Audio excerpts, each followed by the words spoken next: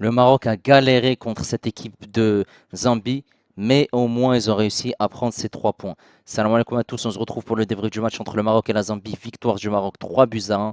Des buts qui ont été inscrits par Harimet à la 45e et 2 minutes de temps additionnel. Lamlaoui, 67e minute de jeu. Et Bougrine qui a marqué dans le temps additionnel de cette deuxième mi-temps, 90 plus 5. Pour cette équipe de la Zambie, ils ont réussi à réduire le score grâce à Chongo à la 70e minute de jeu. Merci aux personnes qui étaient présentes avec moi en live pour suivre ce match. N'hésitez pas à liker et à vous abonner si vous êtes nouveau pour cette équipe du Maroc au niveau des statistiques. Bah voilà, on voit clairement l'avantage, hein, 23 tirs, 10 tirs cadrés, 3 buts. 63% de possession de balle pour le Maroc, 9 pour cette équipe de la Zambie, 5 tirs cadrés, 37% de possession de balle. En termes de passes, on a 464 passes pour le Maroc, 280 pour la Zambie. Précision de passe à 87%, 76 pour la Zambie, 9 fautes pour le Maroc, 14 pour la Zambie. Il y a eu 4 cartons jaunes obtenus par les Zambiens, 1 pour le Maroc, 2 hors-jeu pour les deux équipes, 11 corners pour le Maroc et 1 seulement pour la Zambie. Et là, on est parti en image pour les 4 buts du match. Cette équipe du Maroc a évolué en 4-1-4-1 et cette équipe de la Zambie, voilà, c'était un 4-4-2, mais en match, on l'a vu, hein, c'était un gros bloc défensif, une défense à 3.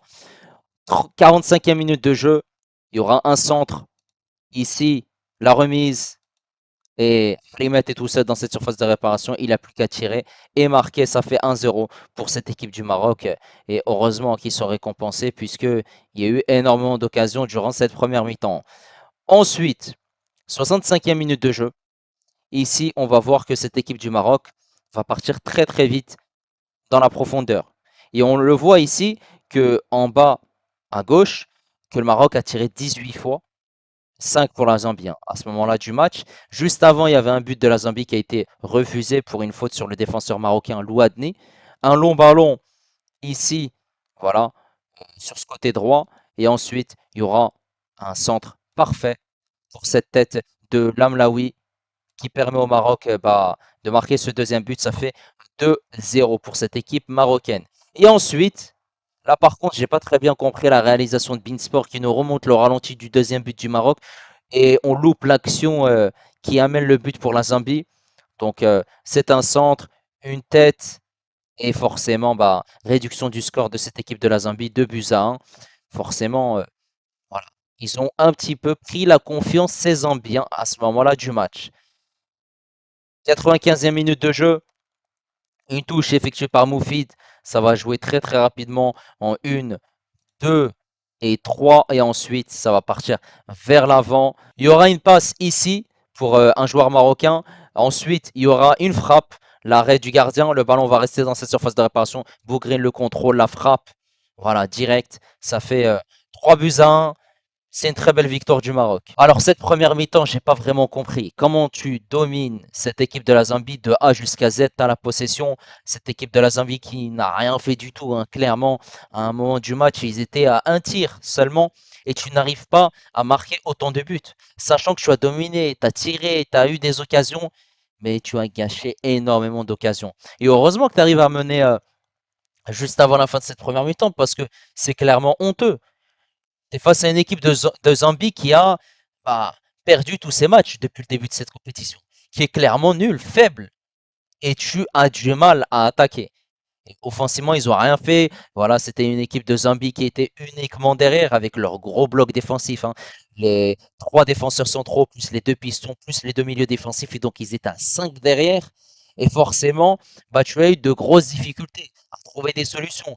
Beaucoup de frappes qui partaient au-dessus. C'est quoi, vous visez les pigeons ou j'ai pas compris? Et ensuite, tu as eu ce but avec de la réussite grâce à Hrimet. Donc tu mènes logiquement à la pause 1 but à 0. Ensuite, en deuxième mi-temps, je peux clairement vous dire qu'on a eu un autre visage de cette équipe de la Zambie. Parce que, certes, cette équipe marocaine a quand même attaqué. Voilà, ils ont mis beaucoup d'agressivité, de combativité. Mais on a clairement vu que cette équipe de la Zambie, en deuxième mi-temps, ils ont taclé énormément. Et l'arbitre aussi, il a son rôle dans cette deuxième mi-temps. On va en parler parce que je comprends pas. Il y a une grosse faute sur Hrimet et il laisse l'avantage pour cette équipe de la Zambie avant que Louadni fasse faute. Et après, il va aller voir le joueur marocain. Non mais je comprends pas en fait l'arbitre. il y a une grosse faute, c'est presque limite rouge. Mais non, il n'y a pas de problème. Tu peux jouer. On laisse l'avantage. Je comprends pas. L'arbitre, t'étais pour la Zambie ou on t'a filé un billet ou c'est comment? Un peu de sérieux. Parce que le nombre de fautes, il est de 14 pour cette équipe de la Zambie et il n'y a eu que seulement 4 cartons jaunes, sans compter le carton jaune que le coach a pris. Parce qu'ils étaient très très chauds, hein, c'est ce staff de la Zambie, que ce soit le coach ou même ses adjoints. Et les joueurs sur le terrain aussi, ils étaient agressifs. C'est quoi? Ils sont partis à la pause, ils sont revenus et ils se sont dit, ah bah on perd 1-0, donc on va essayer de tacler, essayer de faire les bouchées. Eh non, l'arbitrage, il a été complètement mauvais en deuxième mi-temps. En plus, le but au départ de la Zambie, avant que l'Amlaoui marque, eh bah, il y a une faute sur Louadni. Et il faut que les joueurs du Maroc se plaignent auprès de l'arbitre pour qu'il refuse le but. C'est ça que je comprends pas. Et certes, tu as ce deuxième but de Chongo. Ok, voilà, la défense du Maroc a été mauvaise sur ce coup-là. Juste avant, plutôt, tu as ce but de Lamlaoui. Et forcément, quand tu as un avantage de 2 buts à 1, bah, ça va quand même donner de l'espoir malgré tout à cette équipe de la Zambie. Certes, il y a des changements qui ont été effectués par cette équipe de la Zambie, mais le fait que l'arbitrage tourne en leur faveur, bah, ils vont se sentir pousser des ailes. Mais heureusement que voilà, des changements ont aussi été effectués par Skitiwi, des bons changements avec voilà, des entrées, on va dire, intéressantes avec ce troisième but. En tout cas, il fallait marquer ce troisième but parce qu'il n'y avait que un but d'écart. Et à tout moment, voilà, sur une frappe de loin, déviée par un joueur marocain, sur une situation, peut-être un penalty provoqué sur une main, tout peut se passer. Et la Zambie peut accrocher ce match nul. Mais heureusement, voilà, avec les joueurs qui sont rentrés, Moufid, Bougrin qui marque, voilà, ça a été pertinent, mais il faut faire attention parce que tout n'a pas été parfait. Certes, voilà, le dernier match, tu as perdu contre cette équipe du Kenya, c'était clairement voilà, une contre-performance. Aujourd'hui, la défaite était interdite, mais tu te devais de gagner ce match pour espérer te qualifier pour la suite de cette compétition. Voilà. Ce n'est pas encore fait. Tu as 2 victoires en 3 matchs, 6 points. Tout va se jouer lors du dernier match hein, contre le Congo dimanche. Et forcément, il y a des choses à rectifier. Et il y a aussi des joueurs qui sont sortis blessés, en l'occurrence Assal. Et c'est problématique parce que lors du dernier match contre le Kenya, il y avait aussi Mouloua qui était sorti blessé. Et la faute sur Assal n'a pas été sanctionnée par l'arbitre. C'est ça que j'ai du mal à comprendre. L'arbitre, il a complètement raté son match. Et forcément, je m'en doutais un petit peu. Parce que quand tu ne maîtrises pas la situation, et ben, au bout d'un moment, ça va partir dans tous les sens. Et c'est les joueurs, en l'occurrence de la Zambie, qui vont bah, prendre l'arbitrage à leur compte, hein, clairement. Donc à chaque fois, ils vont se plaindre auprès de l'arbitre, et même le Maroc aussi. Et c'est ce qui s'est passé. Et il y a ensuite eu de la tension dans cette fin de rencontre. Mais heureusement, la victoire est à l'arrivée pour cette équipe du Maroc. Donc on va parler maintenant de la performance des joueurs du Maroc, et on va commencer par El Har qui a fait une prestation, on va dire, correcte. Même si faut faire attention au niveau des sorties parce que il avait tendance à rejeter le ballon. Certes, il y a eu des fautes sur lui, mais il faut faire attention puisque tout n'a pas été parfait. T'encaisses un but. Bon, en soi, c'est pas de sa faute, c'est la défense du Maroc, mais il faut faire attention malgré tout. Boulasout, sur ce côté droit, il y a des changements qui ont été effectués hein, par rapport à ce dernier match contre le Kenya, et Boulasout en fait partie. Bah, il a fait un match plutôt intéressant, j'ai trouvé, offensivement comme défensivement. On l'a vu se projeter, accélérer, combiner, essayer d'apporter quelque chose de supplémentaire. Défensivement, il a quand même fait le taf, hein. Il a fait les retours défensifs. J'ai trouvé que ça a été plutôt un match correct dans l'ensemble, même si tout n'a pas été parfait. Cette défense centrale, Louadni Assal. J'ai bien aimé le match de Louadni, notamment sur coup de pied arrêté où on le trouve très très souvent avec cette tête. Assal, un peu moins. En plus, il est sorti blessé. Par moments, il y avait des hésitations, il y avait des pertes de balles. Au niveau des placements, tout n'est pas parfait. Des duels, ça manque d'agressivité. Donc, la copie est à revoir. Belhamri sur le côté gauche. Donc, Belhamri, lui, peut jouer la canne. Lui, il est appelé en sélection par Walid Regragui. Mais ça y est, c'est bon, c'est bon. Belhamri, il est dans cette surface de réparation. Il a une grosse situation. Il fait quoi? Il tire au-dessus. Je t'ai dit quoi, Blamri? Tu vises les pigeons? Cadre! Ça montre réellement le niveau des joueurs locaux. Amri, qu'on a vu en sélection, on se dit, vas-y, peut-être, pourquoi pas. Mais là, il nous a prouvé réellement son niveau. Parce qu'on peut se dire, ouais, c'est des joueurs qui jouent en Afrique, donc pour la CAN, on a besoin des joueurs qui jouent dans l'Afrique. Mais là, Amri, ah ouais, je peux vous dire, offensivement, c'est zéro. Défensivement, il a du boulot, hein. Ah ouais, il a du boulot derrière. Il laisse énormément d'espace dans son dos. Des fautes, beaucoup de déchets techniques. Les placements sont mauvais. Amri, allez, allez, hop. Demi-tour. Milieu de terrain, on a Bache qui a été intéressant. Bache qui récupère des ballons, qui se projette. Voilà, dans un 4-1, 4-1 plutôt intéressant, ce schéma tactique au lieu d'un 4-2. Et on le trouvait souvent au niveau des placements, de la récupération. Et aussi, il a amené une stabilité dans ce milieu de terrain et a joué aussi directement vers l'avant. Match intéressant. Harimet aussi, ça a été un bon match.